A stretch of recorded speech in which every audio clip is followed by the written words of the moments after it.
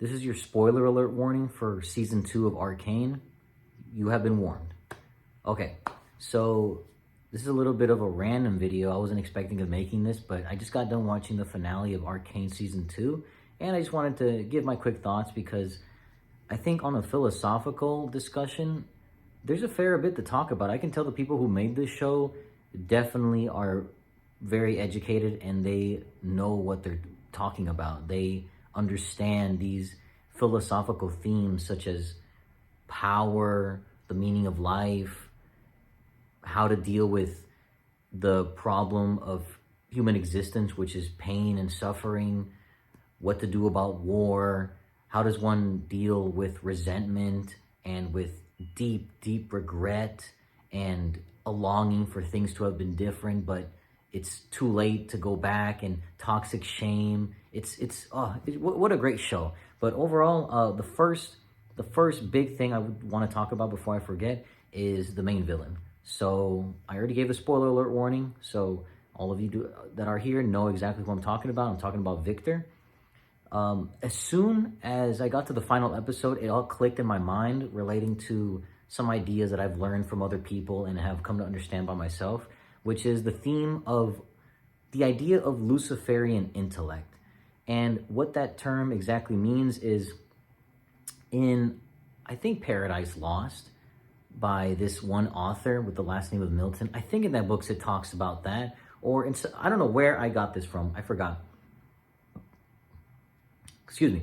But essentially, Luciferian intellect is described in some mediums as being someone or something like Lucifer in this story, where they take their own ability for reasoning and intellect and place it above God himself or the divine to the highest place, and take their rationality as the ultimate good, the only good, because all human beings are inherently flawed and imperfect, and it makes no logical sense why that has to continue. So the rational solution to all of humanity's suffering and senseless pain is by either eradicating them entirely or by removing their free will. This is a trope as old as, I don't know, it's been going on for a long time. But here it was done very well. And it's more real than we think. I mean, every day that goes by, on a political scale, that very same sort of removal of free will utopia where everyone is part of a quote-unquote hive mind, in this case of, everything belongs to everyone at all times. There should be no rich or poor class. Everyone should be the same at all times. If you're not, then there's injustice in the world and it's unfair, blah, blah, blah. We've all heard the same arguments, especially on the left side of the political spectrum. And it's simply a very nihilistic and cynical way of looking at the world, because as we've seen in the finale of Arcane, Victor's whole idea of saving humanity from themselves, from dealing with war and suffering and pain and good and evil, is by making it so that no choice can be made. In the show himself, he states that choice is an illusion, which is not. It's complete and utter bullshit. It's nonsense. Like, I was just thinking about this myself as I was watching it. I'm like, let's think about that for more than 2 seconds. And any real, rational person would arrive at the conclusion, yeah, sure, you could eliminate war and pain and suffering from the world if you remove free will, if we all lived in this communist type utopia where there's no free will, everyone is monitored all the time, law is basically the only God that exists, making sure that no one ever commits any crimes ever. When you take away the ability, the freedom, because that's what freedom truly means. When people think of freedom, they think of, oh, I get to do whatever I want, whenever I want. Yeah, no, that's not what freedom means. Freedom is, freedom is, okay, here, because this is a difficult thing to explain. So imagine you're in a box, right? And the box represents a set of rules that you must adhere to, guidelines, if you will. And if you go outside of the box, if you break the box and you go outside of the boundaries that have been laid out for you inside of this box, chaos awaits. Chaos ensues, the unknown, uncertainty, chaos. But freedom is adhering to the rules inside of this box and doing whatever you want anytime you want, as long as you stay inside of the box. And the reason why this is good when you think about it for more than a minute is that, let's say you and I are in a room. Let's say we're seated right in front of each other, okay? And I'm like, you want to play a game? And you respond, yeah, sure, I want to play a game. Okay, you move first. And then you're like, oh, I don't know, what? I'm like, what's wrong? It's your turn. And then you'd be like, oh, I don't know what to do. Exactly. And that is how I view freedom, is that when you truly have most people's idea of what freedom is, and especially on the left side of the political spectrum, when everyone can do whatever they want at all times, the only law that goes around is your own consent and your own personal desire to do the things that you feel like doing moment to moment, then what you get is anxiety, you get depression, you get chaos, you get lack of a consistent vision for the future. Your goals become inconsistent. They start to lack any rhyme or reason. It's just total and complete chaos. And again, the main fundamental themes, I mean, even in Arcane, it talks about Victor, brings up the words order and chaos and the like. And a well-functioning society, I know this is like a pretty big tangent, but a well-functioning society, and what I was thinking about as I was watching Arcane, is a society that constantly is dancing on the border between order and chaos. Because too much order and you get a tyrannical society, you get the USSR, you get Soviet Russia. But if you get too much chaos, too much freedom, quote unquote, then you get communism. You get, you either get tyranny or communism, okay? You get too much order or you get too much freedom, where everyone can get what they want, whatever they want at any time, or you have everyone abiding by one singular ruler or set of laws at all times, no matter what. And as I was watching the ending, it just simply would never function. Life itself could never function without the ability to choose. Choice itself is what gives life its purpose. Without it, there's no reason to be alive.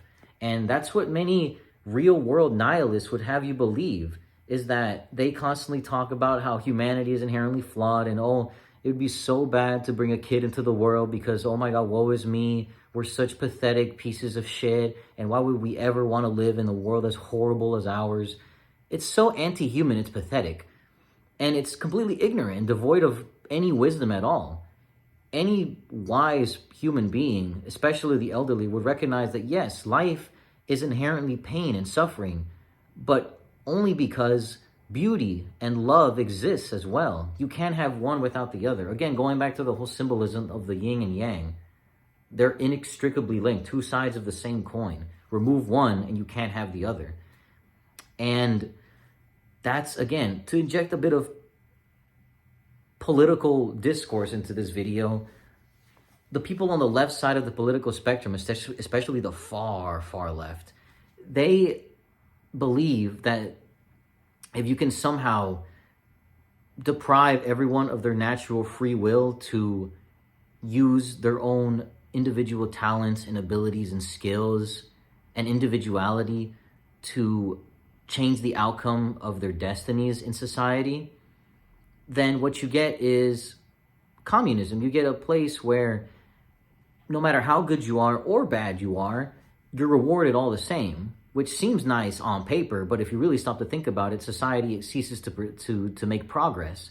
And it's just, as we've seen across history, it never works out for a good reason. That's why the United States has prospered so much for so long, because thankfully we live in a country where if you are bad, you have the opportunity to move up the social hierarchy. However, if you perform really well, then you will also be rewarded even more so. And it's just, people like to think of the rat race, but I mean, yeah, but it's not so much a bad thing. It's just the best way that we can coexist while making sure we keep everything fair and just.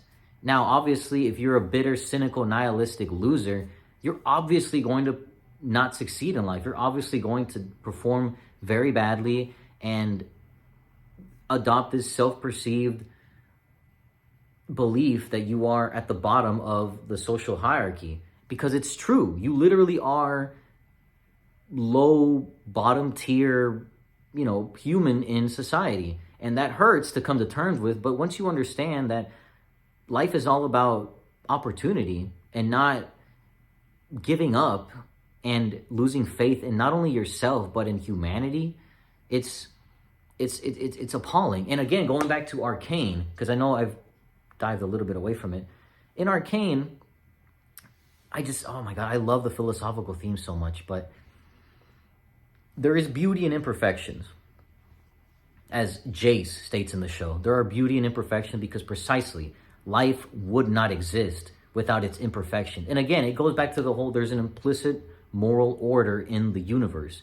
By whatever means it was created, by God, by some invisible hand or creator, whatever. But there is, again, a right way to do things. There is order in a chaotic universe. If you really stop to think about it, the universe, our lives, the world, everything is built on chaos. Everything is built from nothingness, from uncertainty, from chaos, from the unknown, and to create order. And if you believe in any sort of theory of where the universe came from or whatever, or how God created it, they all share the same similar idea, and it's that you create order out of chaos. And it wouldn't work without the other one preceding or superseding it. Chaos is meant to have potential and order extracted from it. Otherwise, chaos would have no purpose. Ultimately, to wrap up my point is, I love the main villain because it explores the utopian vision of some of these Marxist-inspired radical leftists in the political sphere to like an extreme level, like an absolute extreme level. That exactly in the show is what you would get if you were to follow a lot of these insane anti-human beliefs, which is absolutely ridiculous. And I guess I'll leave it with one thing that the main villain himself, Victor, said in the show. He said, knowledge is a paradox. The more one understands, the more one becomes aware of the vastness of his ignorance. And those are real words to live by, words that I keep in the back of my mind every single day. And even when I stumble and fall and try to get back up, that right there is the height of wisdom. Because even in scripture, even in the Bible itself, it talks about, even in, I believe it's in Matthew's, or I can't remember, I'm probably getting my facts wrong, but in scripture, many times it talks about how the fear of the Lord is the beginning of wisdom. Basically, how I interpret it is the fear of going against the moral order that keeps everything together, functioning properly and peacefully and consistently aiming upwards towards the spirit of good and all that is good. The other piece of wisdom to live by is that man suffers most when he leans on his own understanding.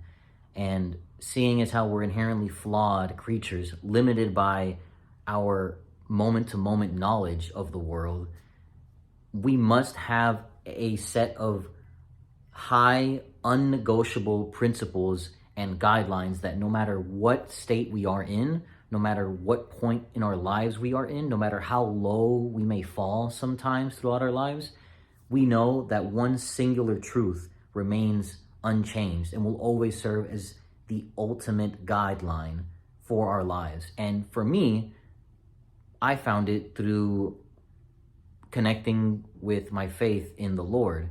But for you, it could be something different.